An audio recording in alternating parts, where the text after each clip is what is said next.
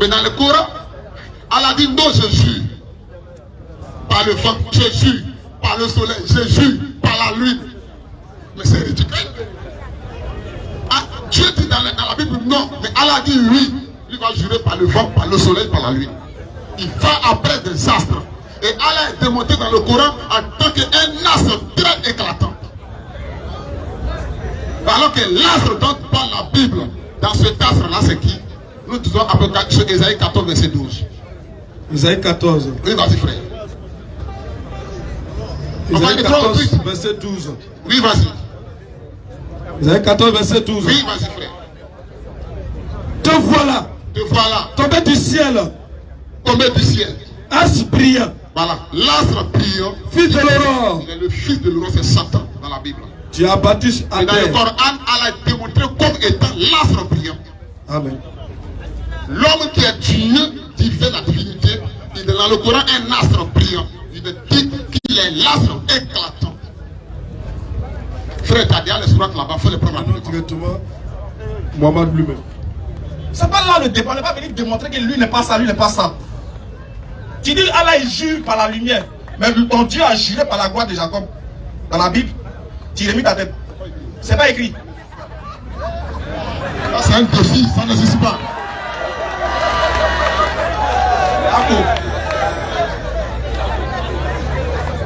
Rapidement. C'est un défi, non? Ça n'existe pas. Et si on lit le verset? Non, on va établir une base. Si on lit le verset, il faut le lire. Ça n'existe pas. Il n'y a pas de condition. Moi, en tant qu'un chrétien, il n'y a pas de condition. Ça n'existe pas. Il faut lire le verset, ça va y voir.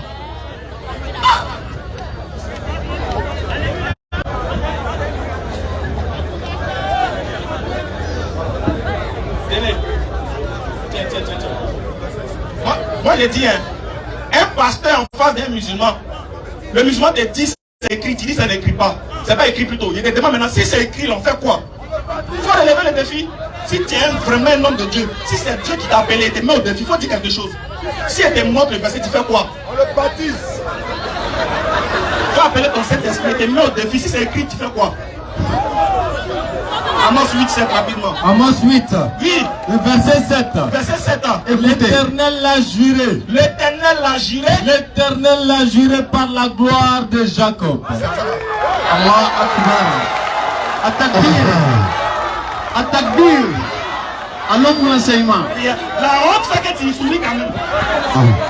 La honte fait que tu souris quand même. Tu dis c'est pas écrit, on te montre, tu n'es même pas un. Tu vas dire oui, c'est vrai, c'est écrit. Ok. Maintenant, attends, j'ai fini quelque chose. Il a dit de lui donner, il dit parmi toutes ces Bibles, il dit parmi toutes les Bibles, on n'a qu'à choisir une Bible, non? Et puis on lui donne, il engage le débat dessus. N'est-ce pas? La Bible est la parole. Tu dis non. C'est pas ce qu'il dit. Moi, il te rend fou. Tu me prêtes tes propos, c'est pas ce qu'il a dit. Attends. Moi, il te rend fou. Voilà, les frères. Voilà pourquoi vous avez a dit la quête des Bibles est la parole de Dieu. Parce que dans les Bibles que nous avons ici, là, il y a des versets qui sont coupés. Il y a des versets qui sont rajoutés. Si c'est la parole de Dieu, qui a enlevé? Qui a rajouté? Et t'es mis au défi. Lis-moi Marc 15, verset 9 ici. Tu lis, tu me baptises. Faut prendre. Il dit c'est pas lit. La honte. En plus, il m'a. Marc chapitre 16. Le verset 9 ici est coupé. Ça n'existe pas ici. Maintenant, il va vous dire pourquoi c'est coupé. Alors que lui, là, Marc chapitre 16, c'est un chapitre qui fait partie de sa foi. Parce que dans Marc chapitre 16, Jésus a dit, allez faire de toute la terre mes disciples, baptisez-les. Et celui qui croira sera sauvé. Ça fait partie d'un verset. Il y a un verset dedans qui est sa foi. Mais par contre, on te dit que le verset n'existe pas. Pourquoi? Vas-y. Selon des manuscrits fiables. Ce qui veut dire tous ceux qui ont mis foi en Marc chapitre 16, à partir du verset 10 et suite, vous partez en enfer.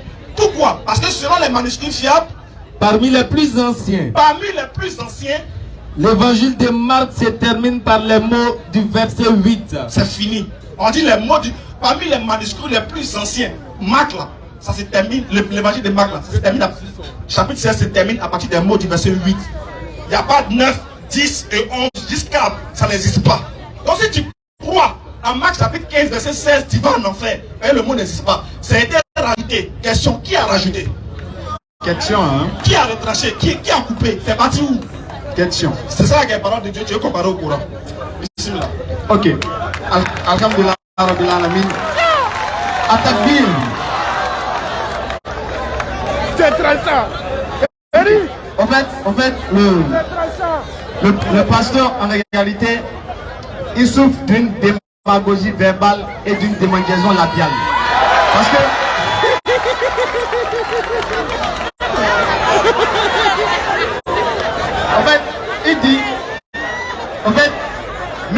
il dit que le Dieu du Coran n'est pas celui de la Bible. Et ensuite, il vient dire que ce que le Coran dit est faux. Mais tout à l'heure, tu as pris le verset pour dire que le Coran dit que la Bible et que l'Ancien Testament et le Nouveau Testament, pour toi, la Torah et l'Évangile sont mentionnés dans le Coran. Et tu as cru en ça. Donc si tu dis que le Coran est faux, ce qui veut dire que la Bible est fausse, parce que pour toi, la Bible est mentionnée dans le Coran. Et tu comprends ça? Il comprend pas. Ensuite, tu dis que le Dieu du Coran n'est pas le Dieu de la Bible. Mais c'est normal. Exode 31, verset 17. On dit l'Éternel qui a créé les cieux et la terre, il s'est reposé le 7e jour. Alors que le Coran vient pour corriger la Bible, Surah 50, 38, Allah ne se repose pas. On a dit le déjà la même chose. Et puis le Dieu de la Bible était frappé par Jacob. Exode 32. Nous, notre Dieu, on ne peut pas le frapper. Claire. Tu as raison, c'est pas le même Dieu. Vas-y, Chao. Ah, alhamdulillah. Voilà, le débat est passionnant. Merci beaucoup. Oui, moi je suis la vente mes tickets. Je suis la vente mes Vas-y, tickets. voilà, on finit vite la vente des tickets. Voilà, Des tickets. allez-y. Donc, pour dire ceci, si c'est d'abord, regarde, il faut un païen, quelqu'un qui est considéré comme un païen, pour dire que le Dieu du Coran n'est pas le même que le Dieu de l'Ancien Testament. Sinon, les Juifs, eux-mêmes attestent qu'on adore le même Dieu, malgré qu'il y a des divergences entre eux et nous. Claire. Les enfants d'Israël confirment qu'on a le même Dieu. Toi, un païen, tu viens nous dire qu'on n'a pas le même Dieu. C'est normal. Toi, ton Dieu est venu sur la terre, il a été frappé. Ils l'ont pointé à la croix, ils l'ont déshabillé. C'est normal. Nous, notre Dieu, on ne peut pas le déshabiller. On ne peut pas le pointer, il ne peut pas pleurer. Il va dire, mon Dieu, pourquoi m'as-tu abandonné? Notre Dieu ne fait pas ça. Voilà. Donc, tu as raison. Si tu vas sur cette comparaison du Dieu de la Bible et du Coran, je te donne raison. Le Dieu de la Bible, là, selon toi, il a mangé, il a dormi. Alors, il dit que lui ne mange pas, il ne dort pas. Selon toi, il est mort 3 jours et 3 nuits et c'est un autre Dieu qui l'a ressuscité. Oui. Donc, c'est normal. Vas-y, frère. Ok, Alhamdulillah Rabbil Alamin. Chers frères, vous-même, est-ce que vous pouvez donner un seul verset dans la Bible où l'Éternel Dieu dit c'est lui qui a révélé la Bible?